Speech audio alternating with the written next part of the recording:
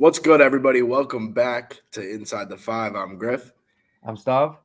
And on this episode, we're going to be talking about the NBA playoffs, specifically our beloved Boston Celtics in their series in the first round against the Atlanta Hawks, as well as covering a variety of the other series in the NBA right now. Stav, what do we say? Let's do it.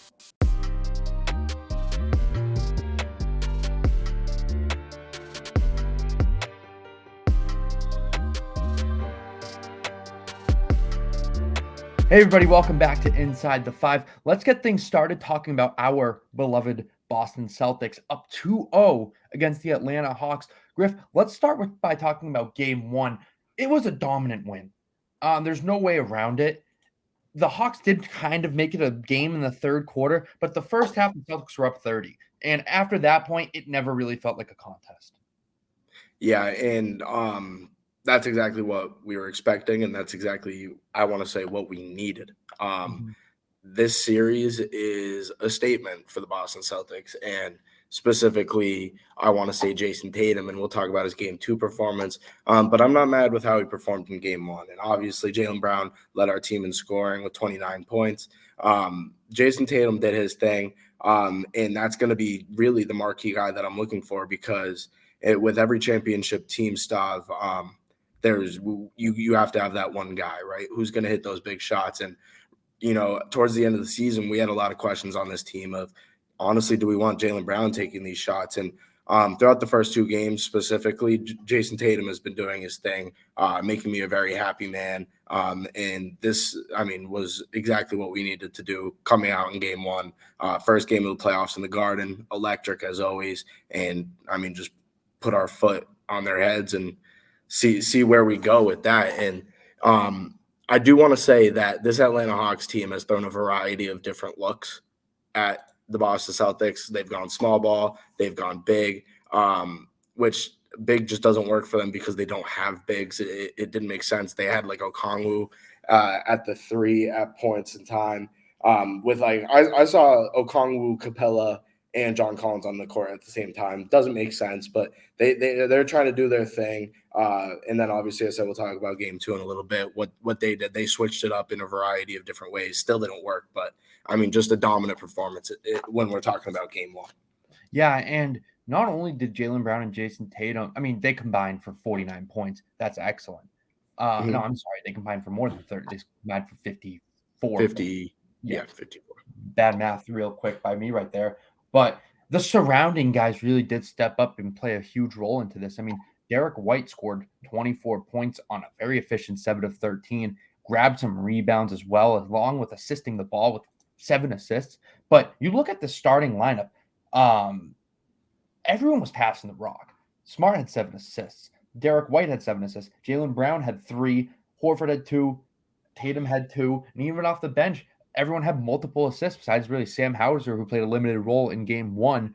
But everyone's really stepping up to the plate and contributing. And that starts with even some of the role players as well. Robert Williams coming off the bench, in which we saw him in the starting lineup last playoff run. But he said it himself. He just wants to win. He doesn't care if he comes off the bench. And he's playing a huge pivotal role. He looks like he's back to himself, playing as that enforcer down low, blocking shots, grabbing rebounds, and every time we feed it to him in the paint, it just seems like it's an easy lay. And that goes for everybody as well. Every time the Celtics attack the paint, the Hawks have no answer. They're too small, and they don't have a good interior presence, which was kind of surprising in my opinion, because they have guys like Clint Capella, who really are supposed to be enforcers down low. Clint Capella, we saw in that playing game, he grabbed 25 rebounds against the Heat. So if they can limit his presence, this should be a sweeper. They should win in 5 games. No ifs, ands, or buts about it. Yeah, and I kind of just want to wrap the points. Let's talk a little bit about game two as well. We can just talk about, what we see in the series in general. Game two, at the beginning of the game, I thought, this is the Robert Williams game. The way that basketball is played in the NBA right now, there's no better team to be than the Boston Celtics because they can match up with everybody on defense. 1 through 5 can guard 1 through 5. And when you're looking at this Atlanta Hawks team, like you said, Clint Capella is supposed to be their enforcer down low. He's a bit too slow for Robert Williams. He's even a bit too slow for Al Horford. And it just doesn't work. And John Collins, even though, he gets up there, you see some cool slam dunks and all that stuff. He's a bit undersized for his position. And sometimes they run him at the 5. Onyeka Okongwu, who's also a 5, is, I think, about 6'10", undersized as well. And that helps us out a lot because, we're an undersized team. Our tallest dude is Luke Cornett, who doesn't see the court. That allows Robert Williams to really step into the space, come off the bench, play 20, 25 minutes, and put up a little Rob Will stat line of 4 for 4 from the field, or 4 or 5 from the field, excuse me. He had 8 points. His presence was definitely felt in the first half. They didn't use him that much in the second half. And that's kind of when Atlanta started to go on a little bit of a run at the end of that third quarter. The Celtics were in game 2 were just on, and Rob Will. I was looking at his game 1 stat line the whole time. My fault. But Rob Will in that first half really set them apart, really got them going offensively because you could just give him the ball down low. He was wide open off of mismatches. And even if he wasn't wide open, he was just putting it up over everybody else because that size matches up. That opens up so much spacing. It puts a focus on him as an offensive threat. But, oh, wait, there's Derek White. There's Jaylen Brown, Marcus Smart. Obviously JT and Al Horford, who, has been electric in the playoffs so far. These guys are, meshing off of each other very well right now, and they are playing very, very, very good team basketball. And that's, what we saw last season after January, Stav, and what we saw at the beginning of this season. And like I said, we were a bit scared. We didn't get the 1 seed. We were expecting to, set records at the beginning of this season. This is the type of basketball that we've been waiting for. And, you could say it came at the right time, but you know how I am, Stav. We're only 2 games deep, and I'm not settled with this series yet. I'm not going to call it a sweep yet. I am very, very not nervous, but I just don't want to repeat, history. I am nervous. You know why we're here. We'll talk about, other teams in the Eastern Conference, but it's looking like that yellow brick road is really, is looking like we're finding our way to it right now. And the Hawks suck. Like, we haven't talked about the Hawks that much. They suck. And because there's nothing to say about the Hawks. Like, no. In a way, they've just everything that we've expected from the Atlanta Hawks has come true. And what's very interesting, in my opinion, about game 2 specifically, everybody on the Hawks starting 5 besides Clint Capella and Trae Young had a positive plus-minus. What does that say? Trae Young has – I saw this tweet. I forgot who tweeted it out. Over Trae Young's last, 7 playoff games, he's been abysmal. And a poll recently came out of the most overrated player in the NBA by NBA players anonymously, and I think it was a 24% of them said that Trae Young was the most overrated out of that. Although that doesn't sound like a substantial amount, there's 24%. 1,500 players in the NBA. Yeah. So Trae Young really has been disappointing up to this point, and he's scoring. He shot 9 of 22, shot 2 of 8 from 3 in game 2. He had 5 turnovers, and a lot of them came at crucial times. The Hawks started off this game. They were up 22-9, I think, to open up the game, and everyone's like, oh shit, here, this is going to be a good game. It's going to be interesting. And then the Celtics went on a 14-0 run to end the first quarter, capped off by a Malcolm Brogdon half-court shot. So that was big. Trae Young is supposed to be this guy who everyone was saying, oh, this is the first win-win trade in NBA history when talking about the in-draft trade of Trae Young and Luka Doncic. It's not even close. The Mavericks killed the Hawks in that trade. And Trae Young, why? I don't understand. He just shoots stupid shots at the wrong time. There's a certain time and place where you can pull up for half court, and it's not in a playoff game and you're down 10. And he consistently does it. And then you have guys like DeJounte Murray, who DeJounte's been playing well. Yes. Game 2 especially, he was hitting his shots. He was hitting his mid-range shots. He was keeping the Hawks in it in that second half. The Hawks actually outscored the Celtics in the third quarter, which back-to-back games, that's what's happened. And it's been led by DeJounte Murray.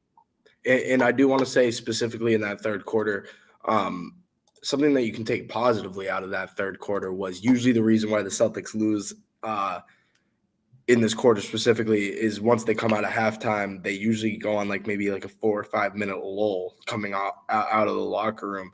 This time that wasn't really the case. It was kind of the opposite of that, where towards the end of the third quarter, the Hawks started to pick up a bit. And obviously the Celtics had kind of control throughout the whole game. There was moments where, they were only up 9, I think maybe 7 at one point or 6 points towards the end of the third quarter, maybe early in the fourth.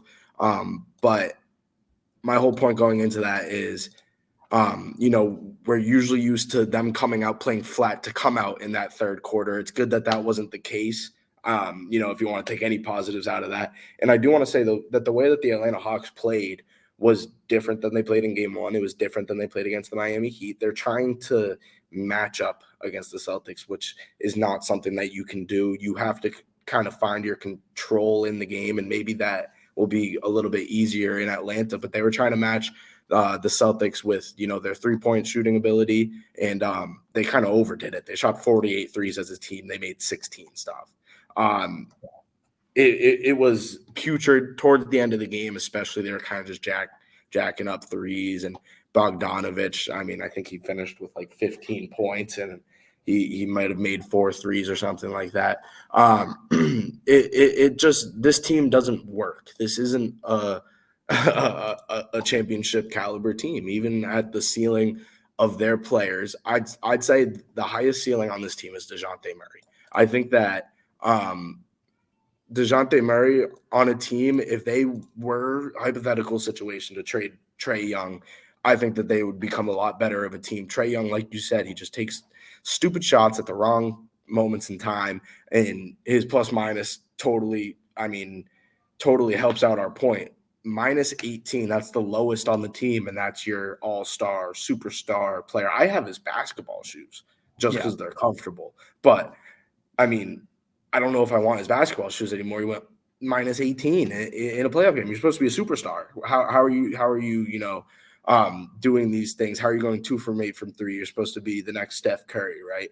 Yeah. There's just a whole lot of different points that you can make not in favor of Trae Young at this moment in time, and there's not many points that you can make in favor of him. He's really not, supporting his own case for saying that, I'm one of the best point guards in the league, because right now it's clearly shown that he's not.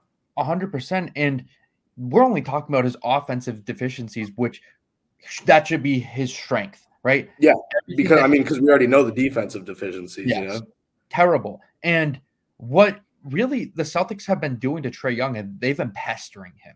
They've been making him uncomfortable. Marcus Smart, Derek White picking him up full court, Malcolm Brogdon sometimes. And whenever that they get the switch that they want, hypothetically, they get a lot of pick and rolls, getting Sam Hauser to guard him. Sam Hauser's even holding his own. Really good pressure defense, forcing turnovers, which you don't expect out of your eighth guy essentially. And he's been playing well defensively. They have a game plan and it's working. The Hawks really don't have an answer because there is nothing to respond to physicality. If you're not physical, you're not physical. And there's no way ifs, ands, or buts about it. There's no way around it. If you're not physical, you cannot perform. And the Celtics are being more physical, and they're taking it to the Atlanta Hawks. And that wraps up games 1 and 2. But, Griff, I'm curious as to hear what you think the Celtics need to do to sweep the Hawks going to Atlanta.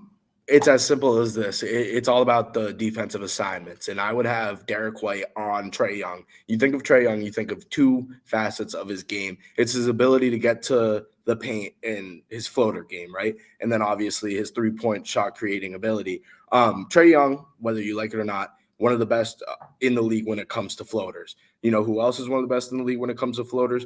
Derek White. Derek White, such a defensive-minded guy. I noticed specifically in game 2, Trae Young was, completely lost when it came to finding his way into the paint. Once he got into the paint, Derek White knew exactly what to do to make him comfortable. I think that is a perfect matchup. I think Derek White is the perfect person, not only on the Celtics, but in the NBA to guard Trae Young. I would love Marcus Smart on DeJounte Murray. And my focus for this, going to Atlanta is using their lack of size and their lack of speed with their size to our advantage. I need big games from Rob Will. I need big games from Al Horford, especially Al Horford, because I think that he has the biggest mismatch on the court whenever Clint Capella is guarding him. He can walk right past him. When John Collins is guarding him too, he can outmuscle him. I mean, Al Horford is the true dark horse in this series to really get the job done. And going back to Atlanta, what better of a time for Al Horford to really stand up in round one against his old team. I think it's the perfect time. I'm watching Al Horford the rest of the series. Yeah, 100%. And really what the Celtics did last year, I felt as at least when they were going through the road woes of the playoffs, because the road playoff games aren't easy to win, regardless of the matchup.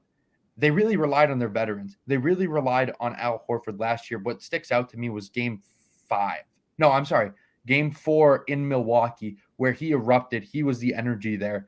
And I'm not saying it's going to be a similar type of atmosphere. I mean, the Hawks, they're selling tickets for $36 for the playoff game. You can't get into TD Garden for less than $175.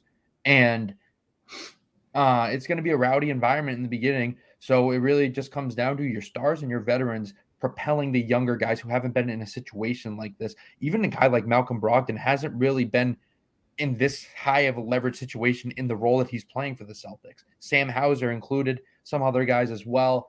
We're really going to rely on the bench or the veterans, and we're going to rely on our superstars to really, you got to get off to a quick start on the road. Yep. And I think that's going to be the key. It wouldn't surprise me if the Hawks took one of these games just because the NBA doesn't like sweeps, but I also wouldn't really be surprised if the Celtics just went in, took care of business. They won by exactly 13 in games 1 and 2, and they've dominated. They've never been in doubt. And that really hasn't been the case throughout the NBA, though, Griff. I really want to talk about, well, I know we're kind of jumping conferences here, but I'm really eager to talk about this series, what we're seeing between the Sacramento Kings and the Golden State Warriors. Yeah, I mean, let's do it. And I would say, we were talking about what series to look out for. And I think in the Western Conference, we were specifically focused on the Clippers and Suns. And we also shed some light on this series, and it hasn't yet disappointed. And we'll start in game 1, the first home game that Sacramento has had in 478 years since Peja Stojakovic was in the coal mines of Serbia. What an electric game 1 was, and it was a 3-point victory. A ton of scoring in this game. If you had the over, you were a happy man that night. And obviously we have to start off, if we're talking about game 1, with talking about De'Aaron Fox. Obviously his first playoff appearance of all time. He did not disappoint. They lit the beam. This is America's team right now, Stav, and going up against the Warriors, who are terrible on the road, which is pretty much all that we've talked about with the Warriors. This was their chance, in my opinion, was game 1, was to go out there, put up a shit ton of points and see what they could do. And the Kings combated that. They matched the scoring quite well, and they went out and they won the game. And it could be a 3-point win, Stav. It could be a 15-point win. You're up 1-0 in the series right now. You haven't been there. Nobody on the team has really been there except for Harrison Barnes and a couple other guys, Matthew Dellavedova, who doesn't play, which I was saying he should come in to stop Curry. I just feel like that makes sense. Oh, 100%. And why does he not? Why does he at least they weren't up big in game 2, but if they go up big in a game, and when a team's up big, the losing team, it's maybe 4 or 5 minutes left, they still have their starters in, the winning team brings in their bench mob a little bit early. Let's see Dellavedova on Curry. Yeah. That's kind of the biggest thing that I've been thinking of. So pissed. He would be and Dellavedova would be all in his face. Yeah. He'd pick him up full court, he'd do whatever. But game 1 was absolutely electric. And guys like De'Aaron Fox, who really did get the shine as he deserved. But I want to talk about Malik Monk as well and what he did in this game. He put up 32 points. And when you can have your starting point guard and one of your bench guards combined for 70, that's a really good recipe to win. And Sabonis really didn't have that good of a game. He went 5 of 17. I know he put up 12. He grabbed 16 boards, had a few steals here and there. But he didn't really shoot that well. And when you can't get your number 2 guy to produce at the pace as your number 1 guy, it's really kind of a recipe. All right, who's going to step up? Who's going to make that play? And it was Malik Monk all night long. him. Harrison Barnes had some electric dunks. It looked like he was taking out some aggression on the Golden State Warriors, which was kind of funny to see. But Alex Len as well, a guy who I forgot was on the Kings, has had a decent series. His play style doesn't really support, or his defensive style doesn't really compete well with the Golden State, because no one really on Golden State besides Kevon Looney is someone who's going to camp in the paint. And that's what Alex Len does essentially, but he's doing well defending the pick and roll. And the shout out to Sacramento Kings, up 2-0 on the defending champion, the first time in the Curry era that they are down 2-0. Is that true? Yes. I actually didn't even know that. And I'm glad that you mentioned that, because going into game 3, Stav, I think that there's absolutely no chance that the Warriors lose. I think that this is not just a must-win game, but this is a will-win game. I am so confident, and Vegas is so confident in it too. They're favored by 6 points in this game, and I'm not saying that Golden State's going to go off from here on out, end up winning this series.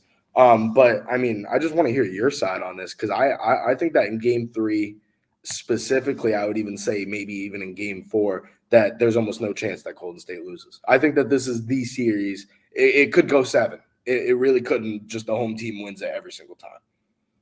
They can't lose. Like, it's one of those things where we're so conditioned to see the Golden State Warriors prevail in these situations, right? But I kind of want to go back into a point that I noticed in game 1. The Warriors hit those Warriors threes, right? Where, the Kings are down 5, Warriors hit a 3. We think it's game, then the Kings come back, tie the game up, and prevail.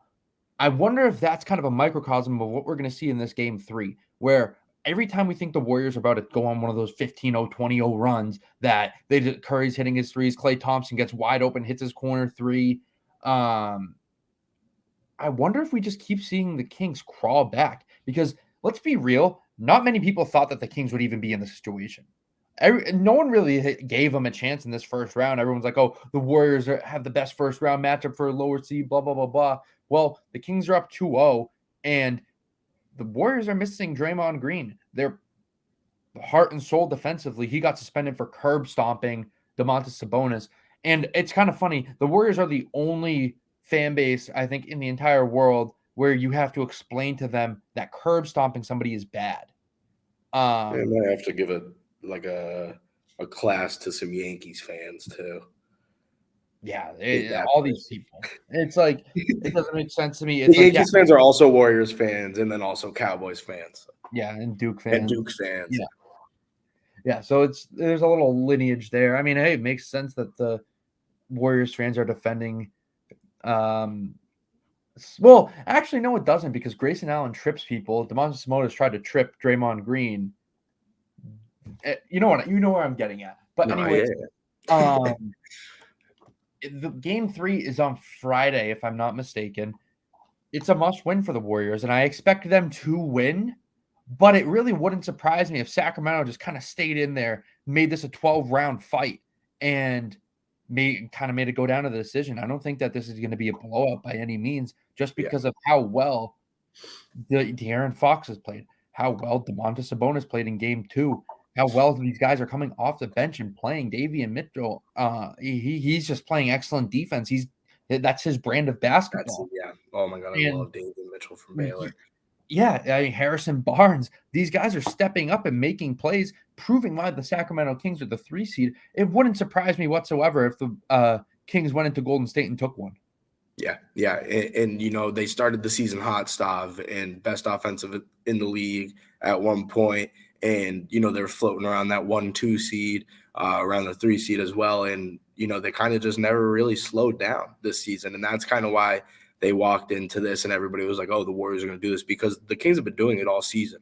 And, that offense was there. They kind of lost it a little bit.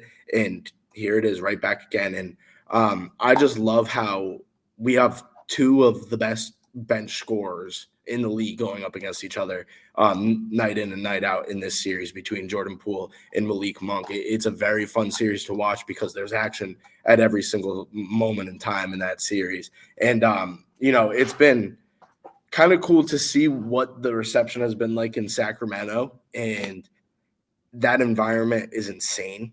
And not a lot of people talk about Sacramento, so it's going to be cool to see interesting, not cool, but interesting to see what they can do on the road because, like I said, this is a lot of people's first times. And, we could see a Harrison Barnes game. We could see a Kevin Huerter game. We could see a couple of these guys that have been here before maybe throw up 20, 25 points just because they need that little push. And I'm not doubting De'Aaron Fox or Malik Monk. I know that they're going to get that or go out there and do it. But like you said, Draymond, curb stomper Green.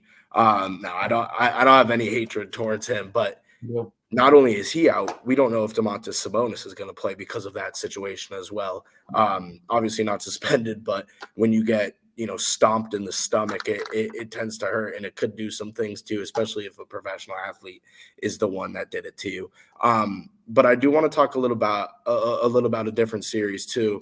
I want to stay in the Western Conference for a moment in time, Stav, with the series that you were looking out for. And, who would have guessed 1-1 after 2 games? Everybody in the world could have guessed this between the Clippers and the Suns. The Clippers go out, they win game 1, a big one for the Clippers. Paul George out for the series. Kawhi Leonard, Stav. I mean, he is the living definition of load management, right? Yeah, 100%. And I guess we're seeing why he was doing what he was doing all year to come back into the playoffs and put up stat lines like 38 points, 5 assists, 5 rebounds and a block and a steal. That was an excellent performance out of Kawhi Leonard in game 1.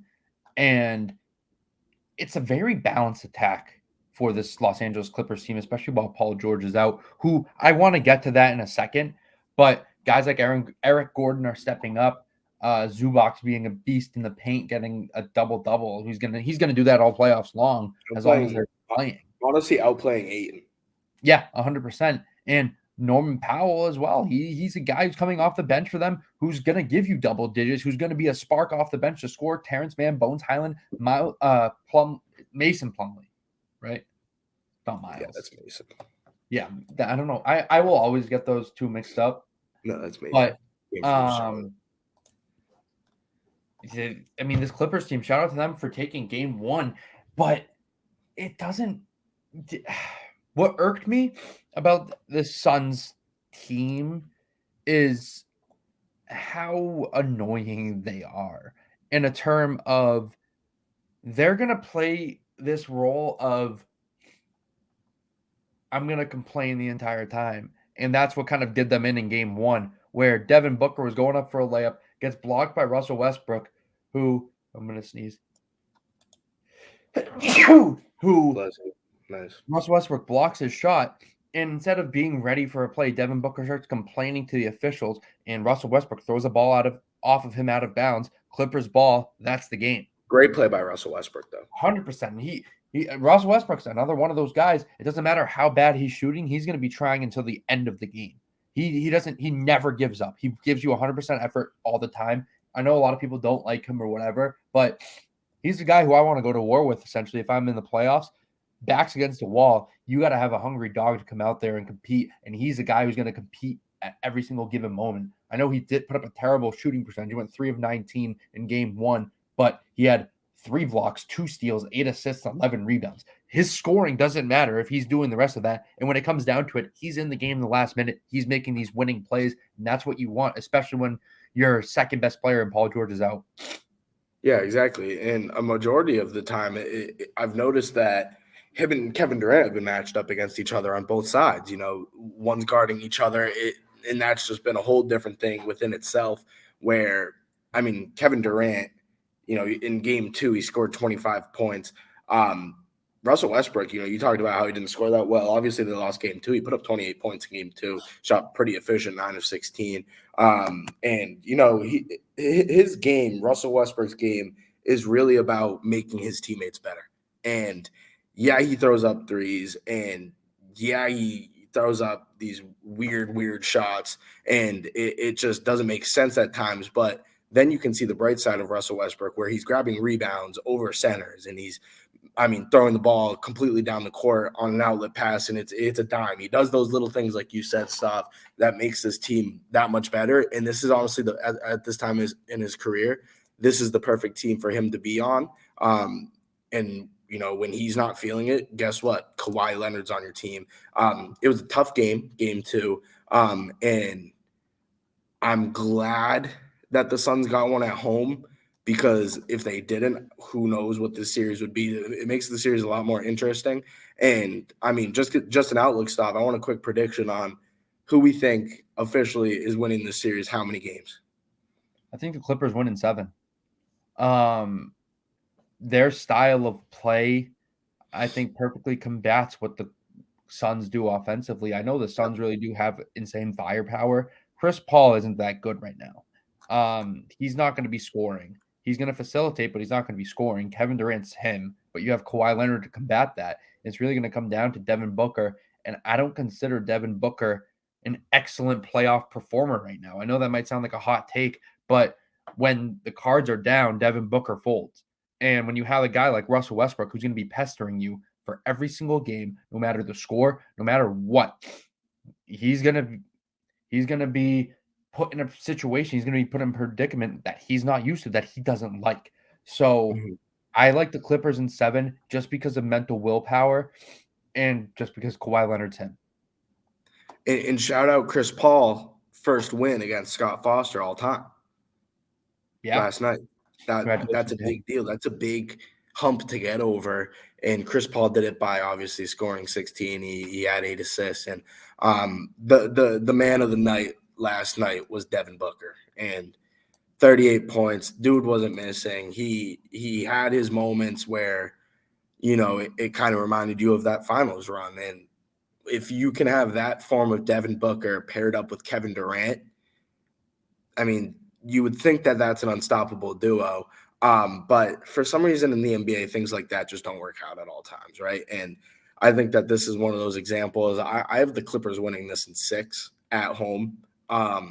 And the reason being, Kawhi Leonard is like the Terminator. Like, where was he all season? How many games did he even play this season? I don't know. He averaged like maybe 22 points a game. Those are all just numbers I made up in my head. But he just comes out and, he's the best player on the court. And that's exactly why load management works for teams. It may not be the best idea, but if they can get past this round and they have Paul George in round 2, we're talking about this team, and they're who knows what this team could do, because, obviously in the Eastern Conference, we didn't talk about all the series, but Giannis got hurt. Tyler Hero got hurt. The East, like I said earlier, kind of opened up, right? The West is very difficult, and there's a lot of different teams that can make it out of the West, and we have to be mentioning the Los Angeles Clippers as one of them. 100%. I have no I don't hate that at all. And the Clippers, especially if Paul George come back, he looks fine, but I'm not a doctor. I don't know if you saw that clip. He's like warming up as if he's going to be playing in the game. I don't know why they ruled him out for this series. I wish that Paul George would play in this, because it would make it a lot closer and a lot more entertaining for the viewer. But I hope he gets back and healthy, maybe for a round 2 appearance. Yeah. So I think that's going to do it, Stav, for this episode. A little bit shorter of an episode. We just want to make sure that we got something out, talk about the things that we wanted to talk about. One thing we did miss out on, though, was talking about Giannis's injury. And I actually, Stav, let's go like 5 more minutes, because I want to talk about what we were talking about. And we'll talk about baseball on an episode soon, because I want to talk about, Marathon Monday, what we did. We should record maybe later in the week or in the weekend. But when we were together, Stav, I noticed on my Twitter, like, everybody was talking about getting rid of the block and charge calls. Oh, God, I forgot. I just don't understand how that would work. That just doesn't make sense. Like, should people get out of the way? Because if you go up for a block with Ja Morant, I feel like you have more of a chance of getting injured than you were to if you just step in front of them and take it. Yeah, I guess what those people are saying is the offensive player shouldn't try and run into the defender, and the defender shouldn't just they should go up for the block and not go up for the They should top. just meet at the rim. I mean, I would love to meet at the rim as well, but I mean that's why the restricted area is there. Yeah. So like I just don't understand, how They're not going to get rid of that. They're not going to get rid of this that. isn't baseball. We can't just like make the fucking bases bigger and put a runner on second base in the 10th inning. Like this isn't like we're not adding a 4-point play. Like this isn't the Harlem Globetrotters. We're not getting rid of the chart. That is a foul. That is a foul. It doesn't make sense. Getting rid of a shooting foul. Like basically the reason why I want to talk for 5 more minutes was just to say everybody that says that is a fucking idiot. Yeah, facts. Yeah, get rid of the charge. See what happened. What? It's like, oh yeah, everybody's getting hurt from the block charge, but like imagine if Giannis jumped, like he would fall on his head. He would be upside down, even if he gets the block. Like, would you rather have him, have somebody take a charge on him, or would you rather have him like kill somebody in midair? Because in midair, you have no control. And you want them to go up there. Injuries are going to happen. The best people playing the sport that they are best at, injuries are going to happen. It's the highest speed that you will ever see the sport played at. It doesn't make sense. I wanted to talk about that because I just think it's idiotic. Yeah, agree. And I think we should end on that note. Yeah. With that being said, if you think, like Griff said, you're an idiot, don't be an idiot. We hate idiots here inside the 5. Yeah, and we hate the Yankees. But we will come back. We will see you guys soon. We will be talking some baseball. Me and Stav went to the game that got heavily delayed on Marathon Monday, but we did get to see a bit of the marathon, which was cool. Got this hat, which was also cool. Go Sox, as always. We will come back soon. Next episode should have some baseball in it. But as always, we hope you guys enjoyed, and peace.